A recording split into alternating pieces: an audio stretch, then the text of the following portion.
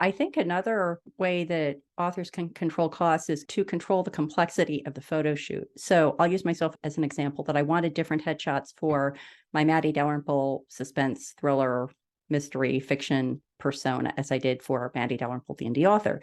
And so I had a straightforward headshot taken for the indie author side.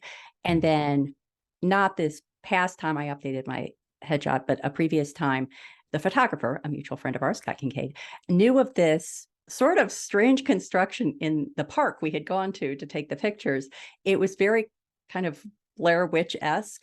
And so he had this idea that we would take my fiction platform photographs there. And it was a great idea. And they didn't work out mainly because it was so freaking hot that day. And I was just drenched with sweat by the time we got to this thing. The pictures were pretty much unusable, but it was a great idea.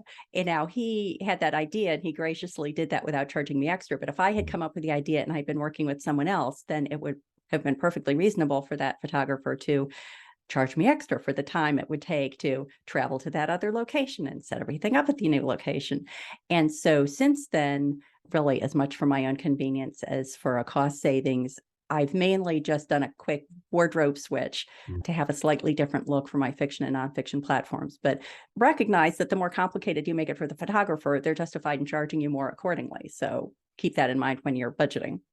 That's such a great way to put that too, and not much to really add. And being familiar with that shoot, I would touch back on that briefly and just say that that setting was really a great idea for the type of work you do. But I think a really inspired conversation between you, the author, and Scott, the photographer, two super talented people just getting into a creative flow. And there's a lot to be said for that, particularly if you are working with somebody who's also a great storyteller in their medium, as Scott is. You could get some pretty virtuous stuff done in that space. And particularly if somebody gets excited about you and your work, as sounded like it happened there, they bring a lot to the table themselves.